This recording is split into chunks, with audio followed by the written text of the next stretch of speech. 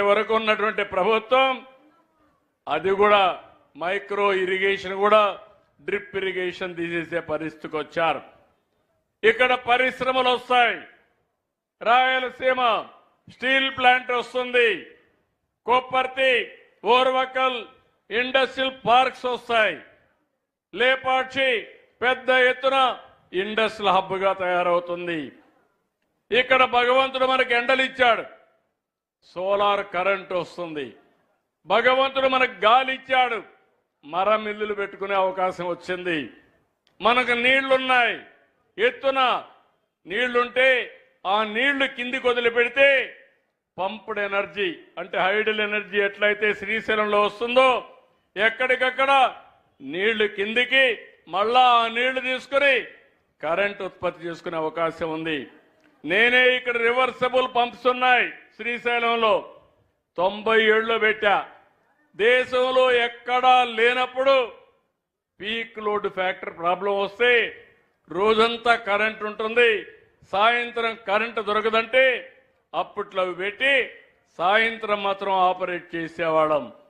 ఇలాంటి కార్యక్రమాలు ఇప్పుడు ఎక్కువగా ఇక్కడ గ్రీన్ ఎనర్జీ వస్తుంది, టూరిజం వస్తుంది, హైవేలు బాగున్నాయి, పారిశ్రామిక కారిడార్లు వస్తాయి. ఇండస్ట్రీలో ఏ జిల్లాలో ఏమేం చేయాలనో నాకు ఒక స్పష్టత ఉంది. లేపాక్షి, ఓర్వకల్ ఒక కారిడార్గా defence, aerospace, electronic city, automobile, drone, green energy ఇవన్నీ వస్తాయి. ఈరోజు మనం చూస్తే సూడూరుపేట దగ్గర ఏదైతే సెటిలైట్ లాంచింగ్ ప్యాడ్స్ ఉన్నాయి అక్కడ ఏరో సిటీ వచ్చి ప్రైవేటు పెట్టుబడులు కూడా పెద్ద ఎత్తున వస్తాయి. నేను ఒకటే మిమ్మల్ని అందరినీ కోరుతున్నా, మీరు ఆలోచించుకోవాలి. శ్రీశైలం, తిరుపతి, ఒంటిమిట్ట, కాళహస్తి, కాణిపాకం, అహోబిలం, మంత్రాలయం, పుట్టపర్తి, కడప దర్గా ఇవన్నీ పెద్ద ఆస్తులు, మనకు పవిత్రమైన ఆస్తులు. ఎవరైనా ఆంధ్రప్రదేశ్లో మాట్లాడితే కడప దర్గాకు రావాలనే ఆలోచన ఉంటుంది. హిందువులైతే నేరుగా వెంకటేశ్వర స్వామి దర్శనం చేసుకోవాలని ఉంటుంది. ఈ మధ్య కాలంలో శ్రీశైలం మల్లికార్జున స్వామి ఇక్కడ చూస్తే ఒక పవర్ఫుల్ క్షేత్రంగా, ఏదైతే శక్తి పీఠంగా ఇది ముందుకు పోయే పరిస్థితి వస్తుంది.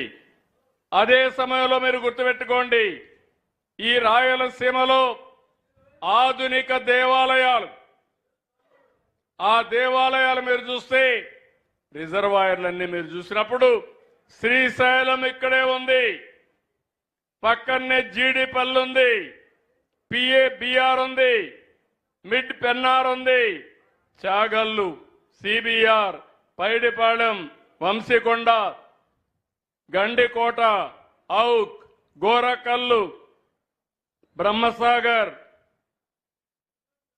భైరవాని తిప్ప, అప్పర్ పెన్నార్, గొల్లపల్లి, మారాల, చెర్లోపల్లి, శ్రీనివాసపురం, అడవిపల్లి,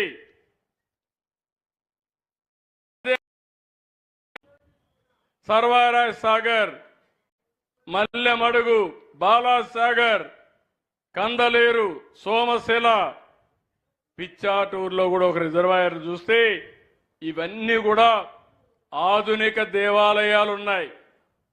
నేను అన్ని రిజర్వాయర్లు ఒక దేవాలయంగా భావిస్తున్నా.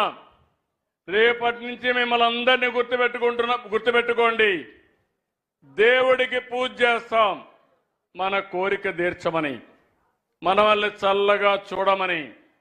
అదే సమయంలో రిజర్వాయర్కు పూజ చేసి మీ భూతల్లిని చల్లగా చూసి మీ జీవితాలకి సంపద ఇచ్చేది ఈ జలాశయాలనే విషయం మీరు గుర్తుపెట్టుకోవాలి. అందుకే ఇవన్నీ కూడా ఆధునిక దేవాలయాలు.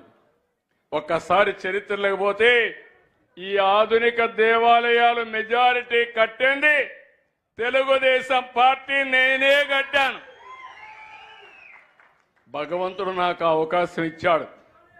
కొంతమందికి భగవంతుడు అవకాశం ఇచ్చినా సద్వినియోగం చేసుకోలేకపోయారు.